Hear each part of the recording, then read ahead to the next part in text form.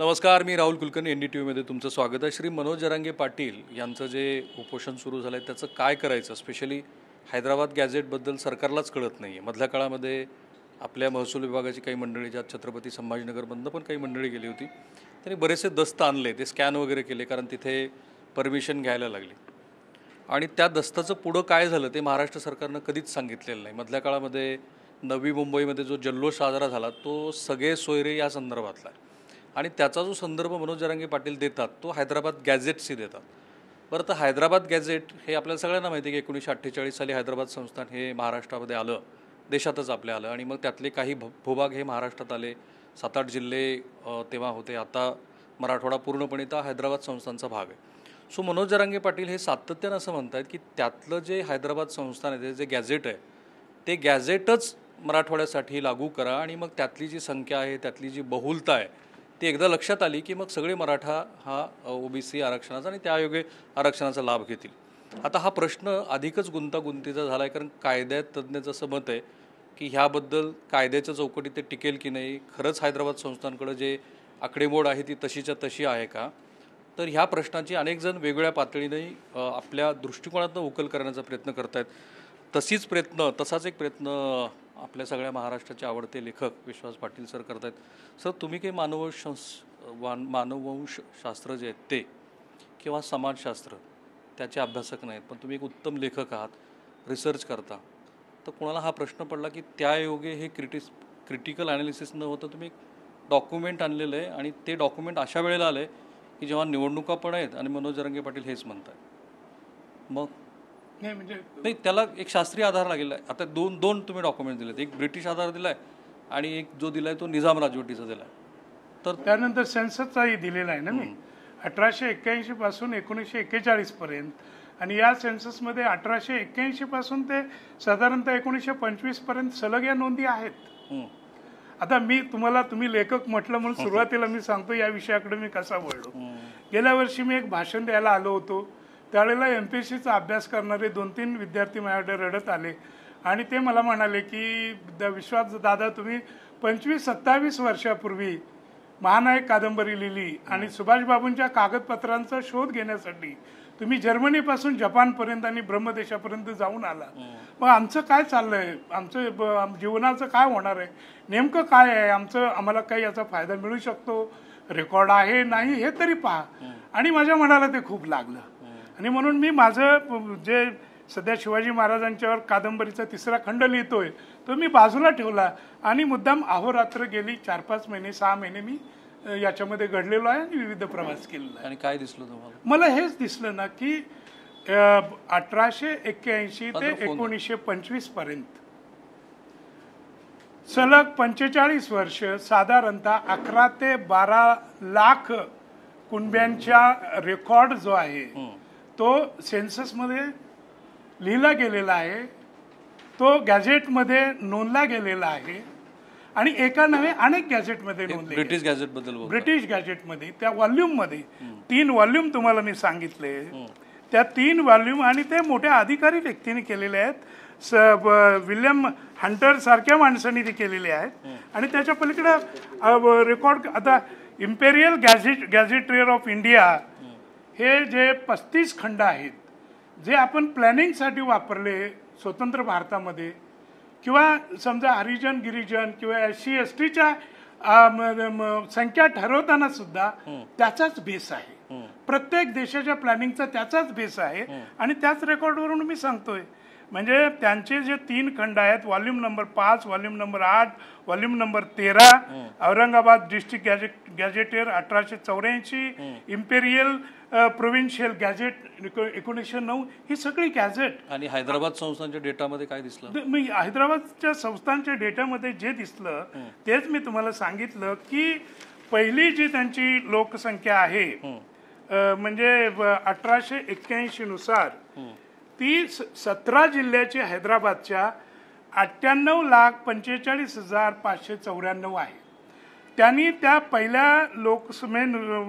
पहिल्या जनगणने 81च्या जनगणनेनुसार जे आकडे दिलेले आहेत त्यामध्ये कुणब्यांची संख्या संपूर्ण हैदराबादमध्ये 17 जिल्ह्यामध्ये 16,58,765 दिलेली आहे. मराठ्यांची संख्या 3,69,936 दिलेली आहे आणि सर्व जातींचा त्याच्यामध्ये उल्लेख आहे. पण त्यात मराठा कुणबी आणि मराठा होळकर असा स्वतंत्र उल्लेख. मराठा होळकर एकाच डिस्ट्रिक्टमध्ये नोंद आहे. एकाच डिस्ट्रिक्टमध्ये मराठा होळकर एकाच डिस्ट्रिक्टमध्ये 5,000ची नोंद आहे. अन्य कुठेही मराठा होळकर हा शब्द नाहीये. मराठा होळकर हा मला वाटतं औरंगाबादमध्ये फक्त शब्द आहे. हे तुमच्या 8-9 महिन्याच्या ज्या काही संशोधनातनं जी काही डॉक्युमेंट्स तुम्ही बघितली त्याचा सरळ अर्थ असा आहे की कुणबी आणि मराठा एकच आहेत. कुणबी आणि मराठा म्हणजे काही मराठ्यांच्या वेगळ्या आहेत. मी सांगितलं ना, जवळजवळ 19 ते 20% मराठा म्हणून नोंदी आहेत, स्वतंत्र नोंदी आहेत. आता त्या इव्हन महाराष्ट्रात सुद्धा त्या स्वतंत्र नोंदी आहेत. आणि मराठा आणि कुणबी म्हणजे जात मराठा असंच तुम्हाला सजेस्ट करायचं. हो हो, बरोबर ना? नाही, याच्यामध्ये तुम्हाला मी सांगेन की सातारा गॅजेटमध्ये कुणबीज आर रिटर्निंग. आपण सध्या मराठवाड्यामध्ये बोलू, कारण तो विषय फार चर्चेचा झाला आणि त्याची कशी उकल करावी तेच कळत नाहीये. पुन्हा एकदा, कारण आपण सगळे आता लाईव्ह बघतच आहोत, ह्याच प्रश्नाची उकल करता आलेली नाही की मराठवाड्याचा जो काही डेटा आता तिथे उपलब्ध आहे त्या डेटाप्रमाणे मराठा आणि कुणबी हे एकच आहे.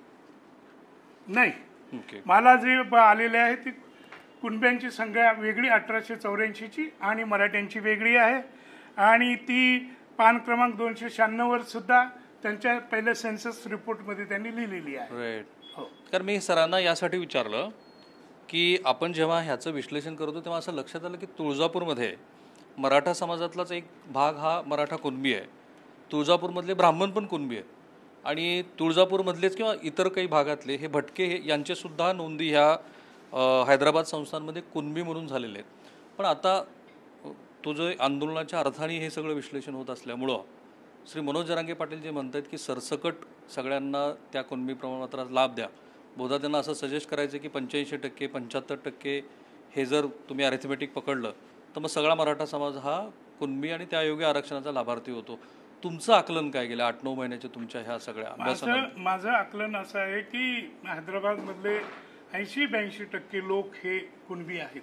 राईट, कुणबी आहेत आणि त्यांच्या कंटिन्युअस नोंदी 45 वर्षाच्या आहेत. Kunbi does not mean necessarily Maratha. नाही, म्हणजे कुणबीचा अर्थ ते मराठा आहेत असं नाही तुम्हाला म्हणायचा. कारण मी तोच आधी प्रश्न विचारला की मराठा आणि कुणबी हे एकत्रितच आहेत का, एकच जात घटक आहे का? नाही, मला आता तुम्हाला तेच सांगायचं आहे की पहिल्या 1884च्या जनगणनेला त्यांनी मराठ्यांची संख्या 3 लाख वेगळी दिलेली आहे आणि कुणब्यांची संख्या 16 लाख दिलेली आहे. आणि पुढे सगळीकडे कुणबी अशाच नोंदी आहेत. म्हणजे मराठवाड्यामध्ये पुढे सगळ्या कुणबी अशाच नोंदी आहेत. आणि सरसकट बद्दल तुम्ही बोलत होता, मग सरसकट बद्दल तुम्ही बोललात त्याबद्दल तुमचं मत काय? नाही, सरसकट मध्ये ज्यांच्या अजून मराठा नोंदी आहेत त्यांना मिळण्याचं काही कारण नाही. पण 80-85% जो भाग आहे त्यांना कुणब्यांचं सर्टिफिकेट मिळायला काय हरकत आहे? याच्यामध्ये मेजर कव्हर होऊन जातात ना, त्यांना जे काही खऱ्या अर्थी निडी आहेत त्यांना मिळू शकतं ना. ओके. आणि तुम्ही लँड होल्डिंग बद्दल पण बोललात की खूप जमीन धारणा हळूहळू कमी झाली. नॅशनल सॅम्पल सर्वेचा तो अहवाल पण आहे, तो देशपातळीवरती पण लागू आहे की ज्या शेतकरी जमाती होत्या त्यांची हळूहळू लँड होल्डिंग कमी होत गेली. तेच तुम्हाला दिसलं इथे याच्यामध्ये पण. आणि ओव्हरऑल महाराष्ट्राचं ते चित्र पण तेच आहे. आणि तुम्ही असं म्हणतात की हा सगळा डेटा हा सरकारकडे ऑलरेडी आहे, कारण सरकारनं खूप मोठा प्रयत्न केला, एक मोठी टीम पण तिथे पाठवली, त्याचे स्कॅनचे रिपोर्ट्स आम्हाला पाठवले आणि आम्ही त्याच्या मोठ्या बातम्या पण केल्या. तुमचं असं मत ऑलरेडी डेटा आहे तिथे, वेगळं काही करण्याची गरज नाही आहे? नाही, वेगळं काही करण्याची गरज म्हणजे मला असं आहे बघा की जो डेटा संपूर्ण भारतासाठी वापरला हे हंटर साहेबाचे 34-35 खंड आहेत, प्रोव्हिन्शियल खंड आहेत, इम्पेरियल गॅजेट आहे, त्याच्यानंतर ब्रॅडलेनं केलेला सर्वे आहे आणि हे भक्कमपणे त्यांनी केलेलं आहे. म्हणजे हैदराबादमध्ये सेन्सस करताना सुद्धा 10-15 हजार लोकांची त्या काळात त्यांनी इन्युमिरेटर म्हणून नेमणूक केलेली आहे. 2-2 वर्ष त्यांना ट्रेनिंग दिलेलं आहे. एवढंच नाही तर कागद किती वापरला, त्या प्रत्येक सेन्ससला खर्च किती आला, किंवा आपल्याकडे कोकणात इन्युमिरेटरला जे फॉर्म पाठवताना कुठल्या स्टीम बोटीनं पाठवला, त्या प्रत्येक स्टीम बोटीचा खर्च किती आला, हे सगळे अकाउंट ब्रिटिश कागदपत्रामध्ये आहे आणि त्यांनी सायंटिफिकली केलेलं आहे. आणि ब्रॅडलेनं जे सेन्सस केलेले आहे हे सेन्सस ब्रॅडलेनी फक्त भारतात केलेलं नाही, लंडन आणि अमेरिकेकडच्या आणि अनेक देशामध्ये ब्रॅडले आणि कंपनीनं तो सर्वे केलेला आहे. पण मग महाराष्ट्र सरकार हा डेटा का नाही वापरत आहे? महाराष्ट्र सरकार असं का नाही म्हणते की आपण ठीक आहे हा ब्रिटिशांचा डेटा वापरू? आणि मनोज जरांगे पाटील पण संदर्भ देताना हैदराबाद गॅजेटचा उल्लेख करतात. नाही, आता लोकांना असं वाटतं हैदराबाद गॅजेट, पण यापेक्षा वेगळं काय हैदराबाद गॅजेट असेल तर दाखवा ना मला. मला नाही वाटत वेगळं काय असेल यापेक्षा गॅजेट. हे आता सेन्ससचं आहे. त्याच्यानंतर हे सगळे आता हा 1921चा रिपोर्ट आहे हैदराबाद स्टेटचा. खूप माझ्याकडे रेकॉर्ड आहे की, आणि याच्यामध्ये संपूर्ण भारताचं प्लॅनिंग करताना कुठलंही प्रिन्सली स्टेट म्हणजे संस्थान हे पाठीमागं राहू नये, त्याच्यातला गलत रेकॉर्ड मिळू नये म्हणून ब्रिटिशांनी त्यांना बरोबर घेऊन सगळ्यांच्या बरोबर तो सर्वे केलेला आहे आणि तो परफेक्ट आहे. ओके. आणि असा सर्वे तुम्ही आम्ही करू शकत नाही, कारण तुमच्या राज्यामध्ये लंगडे किती आहेत, लुळे किती आहेत, आंधळे किती आहेत, बहिरे किती आहेत, तुमची पॉप्युलेशन 20 वर्षापर्यंतची किती आहे, 40 वर्षापर्यंतची किती आहे, एवढं त्यांनी सगळं केलेलं आहे. एवढंच नव्हे, तुम्हाला आश्चर्य वाटेल की महाराष्ट्रातील भटक्या समाजाच्या सुद्धा नोंदी प्रत्येक डिस्ट्रिक्ट गॅजेटमध्ये आहे. आता उदाहरणार्थ नाशिकच्या डिस्ट्रिक्ट गॅजेटमध्ये नाचकाम करणाऱ्या किंवा शरीर विक्रय करणाऱ्या किती स्त्रिया होत्या? 96 होत्या. पुण्यामध्ये दाणेआळीला किती स्त्रिया हा व्यवसाय करत होत्या याची सुद्धा नोंद ब्रिटिशांच्या गॅजेटमध्ये, ती साधारणतः 600 आहे. प्रत्येक ठिकाणचा खूप त्यांनी बारकाईने अभ्यास केलाय. सर्व जाती ज्या तुम्ही भटक्या म्हणता आज, त्या प्रत्येकाची नोंद आहे. म्हणजे हैदराबाद संस्थांकडे उपलब्ध असलेली कागदपत्र किती आहेत, किती गॅजेट्स आहेत, त्याच्या अंतरंग जे तुम्हाला ह्यातनं काही स्पेसिफिक सांगता येईल महाराष्ट्राला, की हैदराबाद स्पेसिफिक गॅजेटमध्ये तुम्हाला काय दिसून आलंय जिल्हा निहाय?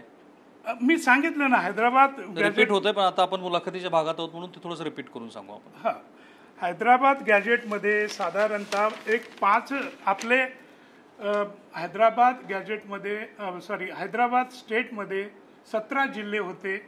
त्यापैकी 5.5 जिल्हे हे महाराष्ट्रामध्ये आले. आणि त्या 5.5 जिल्ह्याची जर आपण विचार करायचा झाला तर औरंगाबाद जो आहे तो औरंगाबादची लोकसंख्या ही 1901 नुसार साधारणतः 7 लाख आहे. त्याच्यानंतर त्याच्यामध्ये मराठा कुणब्यांची संख्या 2,88,825 आहे. स्त्री पुरुषांची संख्या उपलब्ध आहे.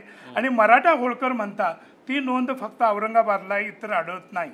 बंजारा 13,000 आहेत, माळी 28,000 आहेत. आणि महार कम्युनिटीची संख्या महाराष्ट्रात खूप मोठी आहे. म्हणजे मराठ्यांच्या पाठोपाठ जर मोठी संख्या कोणाची असेल तर महार समाजाची आहे. मांग आहेत 19,000, चांभार आहेत 10,000, धनगरांची संख्या मोठी आहे 31,000, ब्राह्मण 28,000 आहेत. आणि औरंगाबादमध्ये मुस्लिम 78,687 आहेत. औरंगाबाद म्हणजे औरंगाबाद आणि जालना. पुढचा जिल्हा नांदेड. पुढचा जिल्हा नांदेड. नांदेडमध्ये 1901 नुसार 5 लाख जवळजवळ संख्या आहे. आणि त्यामध्ये मराठा कुणबी किंवा ज्याला ते कापू म्हणायचे, या कापूंची संख्या, मराठा कुणब्यांची संख्या 1,29,700 आहे. कोमटी 11,000 आहेत. महार समाजाची संख्या 36,700 आहे. ब्राह्मण 10,000 आहेत. कोळी 15,000 आहेत. वाणी आणि तस्तम जाती 34,000 आहेत. धनगरांची संख्या नांदेड जिल्ह्यात मोठी आहे, 45,000 आहे. मातंग आणि चांभार 33,000 आहेत. त्यानंतर बीड जिल्ह्यामध्ये 1901च्या शिरगणतीनुसार 4,92,258 संख्या होती, ज्याच्यामध्ये मराठा कुणब्यांची नोंद 1,96,000 म्हणजे जिल्ह्याच्या 39% ही टक्केवारी ब्रिटिशांनी दिलेली आहे. बंजारा म्हणजे मला वाटते बंजारा आणि वंजारी 36,400 आहेत. कोळी 2,600 आहेत. महार कम्युनिटी 41,000 आहे. धनगर 26,000 आहेत. त्यानंतर ब्राह्मण 21,000 आहेत. अशी संख्या. हा डेटा जो तुम्ही सांगता है हैदराबाद स्टेटचं जे ऑफिशियल रेकॉर्ड आहे त्याच्यात, ऑफिशियल रेकॉर्ड मधूनच, it's not British data. It is त्याचं कारण आहे की वेगवेगळ्या सोशल मीडियामध्ये हैदराबाद संस्थांचा जो डेटा मराठवाड्यामध्ये स्पेशली सर्क्युलेट केला गेला, हैदराबाद स्टेट, करेक्ट. सो आता हा डेटा कदाचित पहिल्यांदा येतोय का? तुम्ही सोशल मीडियाच्या व्यतिरिक्त मला नाही, मी ऑफिशियली स्वतः संशोधन जाऊन करून पाहिलेला आहे, संशोधन करून पाहिलंय. आणि हा जो डाटा आहे तो हंटर साहेबांनी सुद्धा आपल्या व्हॉल्यूम मध्ये पकडलेला आहे. ओके, तुम्ही तो व्हेरीफाय केला? तो व्हेरीफाय केला, अगदी व्हेरीफाय केला. हा डाटा हा आता त्याने प्रोव्हिन्शियल स्टेट्स, बॉम्बेचं पण एक बॉम्बे प्रेसिडेन्सी म्हणून काढलं, तसं हैदराबाद स्टेट म्हणून हे 1909 काढलेलं हे रेकॉर्ड आहे. हेच हैदराबाद रेकॉर्ड. आणि याच्या व्यतिरिक्त वेगळं असं काही नाही. वेगळं कसं आहे तर हंटर साहेबाचे जे 3 मोठे व्हॉल्यूम आहेत 36 पैकी, त्या 3 व्हॉल्यूम मध्ये हे सगळे जिल्हे आलेले आहेत. म्हणजे खूप बारीक सारीक नोंदी. आता पुण्याबद्दल बोलायचं झालं तर तुम्हाला भीमथडी तालुका सापडेल. भीमथडी म्हणजे काय तर बारामती. पुणे जिल्ह्यामध्ये तुम्हाला त्यावेळेला भोर नव्हता, तो साताऱ्याचं एक संस्थान होतं. तर या सगळ्या बारीक सारीक. किती दिवस संशोधन केलं सर तुम्ही? आणि कुठे माझं 8-9 महिने चाललं होतं. कुठे कुठे तुम्ही जाऊन? मी सेंट्रल लायब्ररी शास्त्री भवन मधली ही दिल्लीची, तिथे गेलो. त्याच्यानंतर सेन्सस लायब्ररी आहे दिल्लीची, तिथे गेलो. त्याच्यानंतर पार्लमेंट लायब्ररीमध्ये गेलो. कलकत्त्याच्या सेंट्रल लायब्ररीमध्ये गेलो. मी विजयवाडाला गेलो. त्याच्यानंतर हैदराबादची लायब्ररी पण पाहिली. अनेक ठिकाणी. म्हणजे हैदराबादमध्ये तुम्ही कुठे भेटलात? हैदराबादमध्ये तुम्ही ऑफिशियली त्यांच्याशी कम्युनिकेट केलंय का? नाही, मी एक संशोधक म्हणून गेलो ना. मी गेलो आणि तिथूनच मी आणलेले माझे फोटो तिथे आहेत. त्यांच्याशी कम्युनिकेट केलंय. त्यांच्या लायब्ररीमध्ये मी बसलोय. आता तिथेही घोटाळा झालेला आहे. हैदराबादचं निम्म रेकॉर्ड हे तिकडे विजयवाड्याला गेलेलं आहे. दोन्ही ठिकाणी टॅली केलं. त्यानंतर प्रत्येक जिल्ह्याचे जे गॅझेटियर आहेत ते 4-4, 5-5 व्हर्जन आलेले आहेत. पहिले 1884 होती, नंतर 1901, आता स्वातंत्र्यानंतर ही आली. आता आपले ज्या डिस्ट्रिक्ट गॅझेटियर आहेत महाराष्ट्रातले त्याच्यामध्ये पूर्वीची माहिती अजिबात नाही. पण तुम्हाला तुमच्या मावळची माहिती पाहिजे, पनवेली पाहिजे म्हणजे पनवेलची माहिती पाहिजे, किंवा लोणवली म्हणजे लोणावळीची माहिती पाहिजे, ही तुम्हाला हंटरच्या रेकॉर्डमध्ये मिळेल. काही प्रेक्षकांना मी हे थोडे ऑफेन्सिव्ह प्रश्न सरांना विचारतो असं वाटेल. त्याचं कारण आहे की महाराष्ट्र सरकारचे प्रतिनिधी जेव्हा हैदराबादला गेले तेव्हा त्यांना तिथल्या सरकारनं आडकाठी आणली. ते असं म्हणाले की तुम्हाला अशा पद्धतीचा इकडचा दस्त हा थेटपणे तुम्हाला देता येणार नाही, आम्ही तुम्हाला स्कॅन कॉपी करून देऊ. ती स्कॅन कॉपी करण्यासाठी सुद्धा 1.5 महिने लागले. आणि ही घडामोड गेल्या 2 महिन्यातली आहे. त्यानंतर ही जी सगळी मंडळी होती ती 2-3 वेळेला गेली, परत आली. त्याचं विश्लेषण करण्यासाठी पुन्हा हैदराबाद सरकारला विनंती करता येईल. पण माझी माहिती अशी आहे की अधिकृतपणे हैदराबादकडनं आपल्याला कुठलाही दस्त मिळालेला नाही. जो काही मिळालेला आहे तो स्कॅनिंग स्वरूपामध्ये मिळालं आहे. त्याचं विश्लेषण आपण करत आहोत. म्हणून तर सरांची ही जी माहिती आहे ती अधिक महत्त्वाची मला वाटली. याच्यामध्ये महत्त्वाचं असं आहे की त्यांच्याकडे माहिती कशी देणार, कशी राहणार. ते म्हणजे by law we cannot share information. By law नाही, त्यांच्याकडे काही नाही आहे माझ्या माहितीप्रमाणे. कारण कुठलंही नवीन राज्य निर्माण होतं युद्धामुळे होतं. म्हणजे बाय अनेक्सेशन, बाय ॲक्विजिशन किंवा बाय वॉर. ज्या वेळेला नवीन रेकॉर्ड आपल्या जिल्हा किंवा प्रदेश आपण ताब्यात घेतो त्यावेळेला तिथलं रेकॉर्ड घ्यायचं असतं. आणि त्याला आमची कायदेशीर कॉन्स्टिट्युशनल लॉ नुसार हँडिंग ओव्हर आणि टेकिंग ओव्हर असं म्हणतो. जे झालंय असं तुम्ही मगाशी ते 55-56 झालेलं आहे असं तिथल्या अधिकाऱ्यांनी मला सांगितलं. तिथला सगळा डाटा आपल्याकडे 55-56 आलेला आहे. आणि मी आठवण मुद्दाम करून देईन की 1952-53 दरम्यान औरंगाबाद आणि जालना ह्या एकत्रित जिल्ह्याचे कलेक्टर सेतू माधवराव पगडी सारखा मनुष्य, इतका मोठा इतिहासकार, एवढा मोठा इतिहासकार डिस्ट्रिक्ट कलेक्टर होता, तर त्यांनी ते तिथं आणलेला असणारच. अच्छा, खूप मोठ्या संख्येनं प्रेक्षक जोडले गेलेत. मला खात्री आहे तुमचे सगळे खूप सारे प्रश्न येत आहेत. माझेच आधी प्रश्न संपू द्या, त्यानंतर मी घेईन. पण सरकार जे म्हणतं आहे की आम्ही एक टीम पाठवली का? नाही, आता मी त्याच यानं सांगतो, मुद्दाम लार्जर उदाहरण सांगतो की भारत पाकिस्तान युद्ध झालं आणि ब्रह्मदेव आपल्या बांगलादेशाची निर्मिती झाली. तर 73 साली बोटीनं कागदपत्र इस्लामाबाद वरून डाक्याला नेण्यात आली. ओके सर, तुमच्यासाठी बरेच मेसेजेस आहेत लोकांचे. तुम्ही ज्या पद्धतीने हे सत्य मांडलं, अंगावर काटा आला वगैरे वगैरे. आता तरी द्या आरक्षण. तुम्ही ज्या पद्धतीने हे सत्य मांडलं, अंगावर काटा आला. शिंदे सरकार अंत पाहू नये, तुम्ही ज्या पद्धतीनं माहिती देत आहात ती सरकारनं स्वीकारावी आणि म्हणूनच ह्या पण माफ करा, मी राजकीय हेतून नव्हे पण एक ठीक आहे, पण आता सामाजिक तुम्ही जी काही भूमिका ज्या समाजामध्ये मी जन्माला आलो आणि अडचण काय आहे लाईव्हच बोलतो आहोत आपण, आपली कुठलीही कृती आता ही राजकीय अंगानेच पाहिली जाणार आहे. तुमचा शाहू महाराज ज्यांचा दृष्टिकोन काय होता, मी स्वतः त्या मराठा बोर्डिंगचा विद्यार्थी होतो. माझे गंगाराम कांबळेचं जे हॉटेल उघडलं होतं आणि शूद्राच्या हॉटेलात बाकी सगळ्यांनी यायला पाहिजे म्हणून शाहू महाराज सगळ्यांना घेऊन जायचे. माझ्या आजोबांनी पाटलांनी चहा पिलाय त्याच्यामध्ये.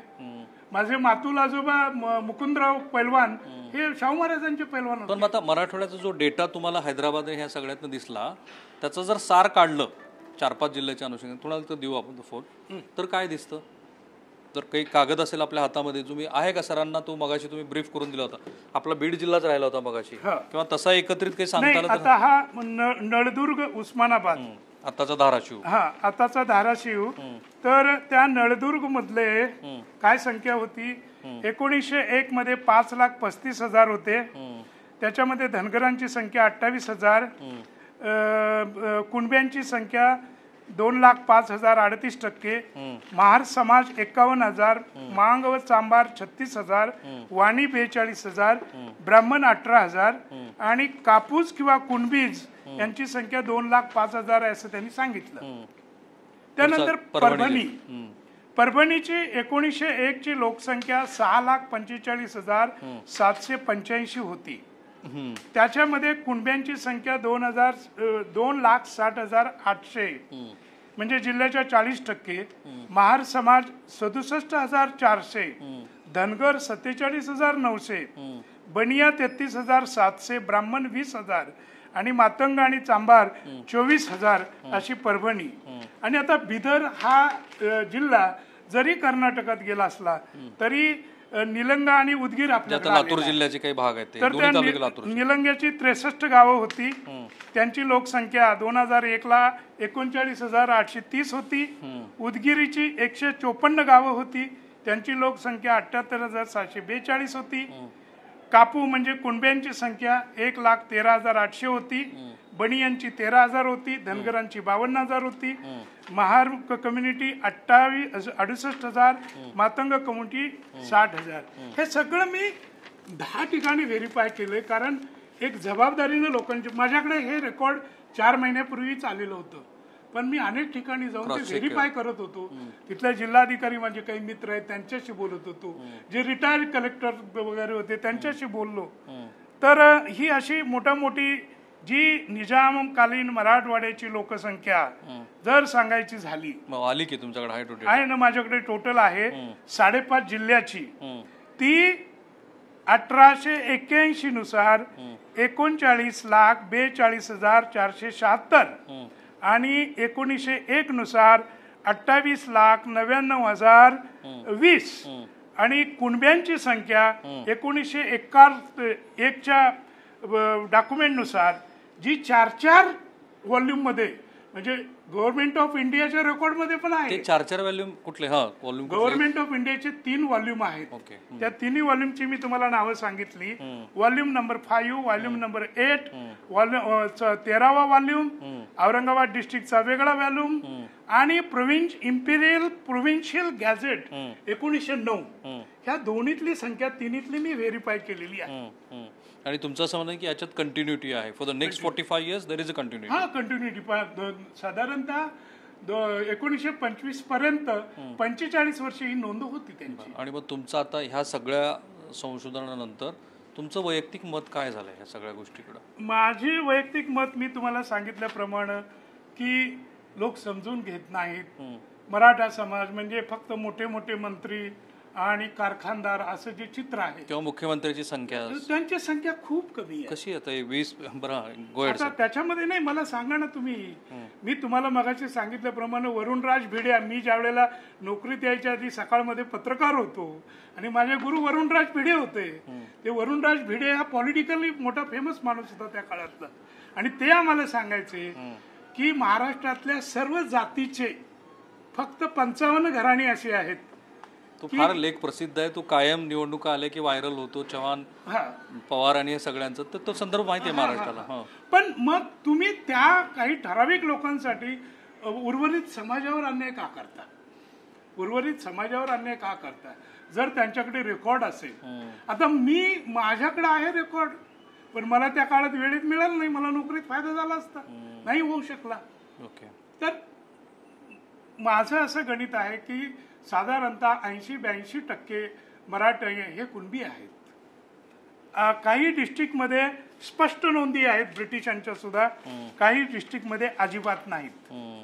म्हणून आता ठाण्याला मी सांगितल्याप्रमाणे कुणब्यांची नोंद 1,83,144 आहे आणि मराठ्यांची नोंद 1,00,000 आहे. रत्नागिरीला 2,03,000 मराठे आहेत आणि कुणबी 2,84,000 आहेत. कोल्हापूरला 31,506 मराठे दाखवलेत आणि कुणबी 2,99,000 दाखवलेले आहेत. अहमदनगरला सगळ्यांना कुणबीमध्ये कमी समाविष्ट केलेलं आहे आणि तीच परिस्थिती ही साधारणतः पुणे आणि सातारा जिल्ह्यामध्ये जास्त आहे. इतकंच नव्हे तर जंजिरा स्टेटमध्ये सुद्धा त्यावेळेला जंजिरा संस्थान होतं. जंजिरा संस्थानमध्ये 7,722 कुणबी होते आणि कुलाब्याला म्हणजे आजच्या रायगडमध्ये 1,59,336 कुणबी होते. त्यानंतर पुण्याला त्यांनी 3,96,000 हे कुणबी मराठीच पकडलेले आहेत. सातारा आणि सांगली मिळून सातारा होतं, त्यामध्ये 5,43,000 कुणबी होते. नाशिकमध्ये मराठ्यांची संख्या 5,751 आणि कुणब्यांची संख्या 2,05,099. सोलापूरला मराठ्यांची संख्या त्यांनी गॅझेटियरनुसार 1,80,000 दिली आणि कुणब्यांची संख्या 1,78,000 दिलेली आहे. ओके. तर मोठ्या हे जे दस्त जमा केलेत ना, ते सगळे व्हॉल्यूम आणि तेही एकदा महाराष्ट्रातल्या प्रेक्षकांना दाखवा. त्याची संख्या बरीच मोठी आहे. पण माझं असं आकलन आहे, आणि जेव्हा कॉन्स्टिट्यूशन फ्रेम होत होतं तेव्हाही आणि आरक्षणावरती जेव्हा चर्चा झाली तेव्हाही सामाजिक उत्थानासाठी दिलेलं ते आरक्षण आहे. तुम्हाला तर महसूलमध्ये इतकं दीर्घकाळ काम केलेलं आहे, तुम्हाला माहिती आहे की माझ्या बोलण्याचा अर्थ काय. आता जेव्हा आर्थिक हा संदर्भ येतो तेव्हा त्या कॉन्स्टिट्यूशनच्या फ्रेमच्या बाहेरची गोष्ट असते, असं नाही आहे. नाही, पण मागासलेपण आहे. मला काय म्हणायचं आहे की तुम्ही काका कालेलकरांचा पहिलं म्हणजे मागासवर्गीय आयोगाचे अध्यक्ष होते, त्यांचा रिपोर्ट वाचा. अगदी सुप्रीम कोर्टचं जजमेंट जरी अलीकडचं आलेलं, जेव्हा आरक्षण रद्द झालं तर शेवटचा जो पॅरा आहे त्याच्यात सुप्रीम कोर्ट म्हणालेलं आहे की आर्थिक निकषावरती द्यावं का ह्याबद्दलचं नव्याने आकलन करा. कारण आपण जेव्हा आरक्षण दिलं तेव्हा सामाजिक संदर्भ होते त्याला, आणि मला हे मान्य आहे की नाही, मी सांगतो की इव्हन काका कालेलकरनी राष्ट्रपतींना लिहिलेल्या पत्रामध्ये 15 क्रायटेरिया दिलेले आहेत. त्या 15 क्रायटेरिया त्याच काळात अप्लाय केल्या असत्या तर कुणब्यांना 20-25 वर्षापूर्वीच मिळालं असतं. पण परिस्थिती काय होती की प्रत्यक्ष ज्या वेळेला आपण सर्वे करतो त्यावेळेला सर्वेचे कॉलम असे कटिंग घातले जातात की त्याच्यामधून एखादा समाज मुद्दाम वगळला. हे तर सरकारचंच काम आहे, मग ते बघायला पाहिजे होतं, त्या वेळेला पाहायला पाहिजे होतं. तर हे मंत्रालयीन पातळीवर सुद्धा अनेकांच्या म्हणजे जुने सहकारी अजूनही आहेत मंत्रालयात, त्यांच्यामध्ये अनेकांमध्ये हे झालेलं आहे. तर त्याला काय करायचं. कारण मला सरांच्या भूमिकेमध्ये अगदी आपण लाईव्ह करतच जाऊ तर शेवटचे 1-2 प्रश्न राहिलेत. तुम्ही बहिष्कृत भारतचा संदर्भ दिला, महात्मा फुल्यांचाही संदर्भ दिला, तर तुम्हाला सजेस्ट काय करायचं सर? मला सजेस्ट असं करायचं आहे की पुरोगामी महाराष्ट्र आपण म्हणतो, तो पुरोगामी महाराष्ट्र डोळस असायला हवा. जर काही निर्णय आपण डोळे झाकून घेतले असले, लोकशाही आहे, जर आपण काही निर्णय डोळे झाकून घेतले असले तर डोळे उघडून तपासायला तरी काय हरकत आहे? काहीच हरकत नाही, आपण लोकशाही मानतो तर. पण मग बाबासाहेबांचा संदर्भ तुम्ही कशात? बाबासाहेबांचा संदर्भ असा की बाबासाहेबांना माहिती होतं की हा मराठा समाज, कुणबी समाज हा पिचलेला आहे. त्यासाठी बहिष्कृत भारतमध्ये त्यांनी आपल्या अग्रलेखात त्याचा उल्लेख केलेला आहे. मराठा आणि तस्तम जाती त्यांच्यामध्ये शिक्षणाचा प्रकार कसा आहे, आणि बाबासाहेबांपासून प्रेरणा घेतली डॉक्टर पंजाबराव देशमुखांनी, आणि म्हणून त्यांनी विदर्भामध्ये आपल्या सगळ्या नोंदी करून घेतल्या. हा प्रश्न महाराष्ट्रातच नाही तर कर्नाटकामध्ये सुद्धा 25-30 वर्षापूर्वी घोरपडे नावाचे एक मराठा कॅबिनेट मंत्री होते. इकडून गेलेले इकडे सरदार नाही, तिकडे असतील त्या पूर्वीच्या काळात सरदार गेलेले, but he was a cabinet minister in the state of Karnataka. तर त्यांनी मराठ्यांची परिषद घेऊन सांगितलं की तुम्ही कुणबी नोंदी लावा. त्यांना पण वेड्यामध्ये काढलेलं होतं आणि आता त्या सगळ्या मंडळीला त्याचा पश्चाताप होतो. महात्मा फुलेंचा जो संदर्भ तुम्ही दिला, महात्मा फुलेंचा संदर्भ असा आहे की शेतकऱ्याचा आसूड हे पुस्तक वाचलं तर शेतकऱ्याचा आसूड हे पुस्तकच सांगेल की कुणब्यांची परिस्थिती काय आहे. फ्रॅगमेंटेशन, तुकडे होतं जमिनीचं, हा विचार महाराष्ट्रातील गरीब शेतकऱ्यांचे तुकडे तुकडे झालेले आहेत. हे त्यांनी 1883 साली शेतकऱ्याचं आसूड प्रसिद्ध झालं, ते झालं. मी वेगळं काय सांगत नाही. आणि आज मी ज्या पुस्तकाचा रेफरन्स देतोय, दुर्दैवाने ते महाराष्ट्र शासनानं छापलेलं आहे. मराठी शासनानं आहे. आमच्या सदानंद मोरे सरांची त्याला प्रस्तावना आहे. बऱ्याच लोकांनी त्याच्यावर काम केलेलं आहे. तर मी महात्मा फुल्यांचा असा साठी संदर्भ देतो की महात्मा फुल्यांच्या नजरेत ह्या कुणब्यांचं दारिद्र्य काय आहे हे मला अगदी शॉर्टमध्ये सांगा. आणि पहिला तुम्ही थोडासा थेटच प्रश्न विचारला आणि जे आता हे सगळे लाईव्ह बघतायत त्यांनी श्री मनोज जरांगे पाटील, मला खात्री आहे त्यांच्यापर्यंत हा व्हिडिओ जाईल. त्यांच्यासाठी तुमचा काय मेसेज आहे आणि राज्य सरकारसाठी काय मेसेज आहे? मला असं वाटतं की निवडणुका येतील जातील, पण हा सामाजिक प्रश्न आहे. हा राजकीय प्रश्न न मानता आणि त्याच्यावर अभिमानाचा स्वाभिमानाचा मुद्दा न मानवता, निवडणुका न लढता, आणि तुम्ही निवडणुकीसाठीच कुठल्या जातीचा कोणी उपयोग करून घेऊ नये. जे वास्तव आहे तिथे पाहावं. आणि पुन्हा एकदा मी तुम्हाला सांगेन, महाराष्ट्राचं सामाजिक वास्तव जर तुम्हाला तपासायचं असेल, फक्त एक सिंपल सर्वे करा. प्रत्येक गावामध्ये अविवाहित मुलं किती आहेत आणि अविवाहित मुली किती आहेत, आणि त्यातली 7 ते 8 मुलं ही मराठा असतील, जी पोस्ट ग्रॅज्युएट आहेत, मुली असतील पण त्यांची लग्न होत नाहीत. जरांगे पाटलांसाठी मेसेज तुमचा? जरांगे साहेबांच्या बाबतीत मी असं मागेन की त्यांनी जो मुद्दा मांडलेला आहे तो योग्य मुद्दा मांडलेला आहे. आणि ज्या कळकळीनं काम करतात त्याबद्दल त्यांच्याबद्दल मला नक्कीच आस्था वाटते. हा संपूर्ण समाजाचा प्रश्न आहे. कुणीतरी तो अशा पद्धतीनं मांडायला पाहिजे होता. आणि दुर्दैवानं कागदपत्रामध्ये कोणी घुसलं नाही, गेलं नाही. हे 50-60 वर्षापूर्वीच कोणी जर तपासलं असतं, जसं डॉक्टर पंजाबराव देशमुखांनी केलं. आणि राज्य सरकारसाठी तुमचा मेसेज? राज्य सरकारसाठी माझा मेसेज मी काय सरकारला सांगणार, त्या शासनात मी होतो. पण मी त्यांना एवढं सांगेन की थोडं ममत्वानं बघा तुम्ही. मराठा कुणबी समाज जो गावोगाव भरडला जातो आहे, त्याच्याकडे तुम्ही ममत्वानं बघवा आणि शत्रुत्वानं वागवू नका त्यांना, असं मला वाटतं. Thank you sir, thank you so much sir. Live होते. आम्ही हा प्रयत्न जरूर करत आहोत की ह्या विषयावरती बोलणारी सगळी, म्हणजे काही वेळेला क्रिटिसिझम पण होतं. सदानंद मोरे सरांनी ज्या पद्धतीनं मांडणी केली त्याच्यावरती बऱ्याच प्रतिक्रिया आल्या. बाळासाहेब सराटे आत्ता जी मांडणी करतायत त्याच्यावरती पण वेगळ्या प्रतिक्रिया आल्या.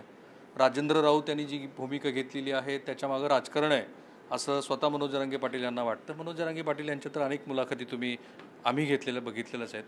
पण मला पहिल्यांदा तुमचे आभार मानायचे की ते सगळे रेकॉर्ड्स तरी ॲटलिस्ट ऑफिशियली तुम्ही महसूल यंत्रणेशी निगडीत होतात आणि त्या अर्थाने ते समोर आले.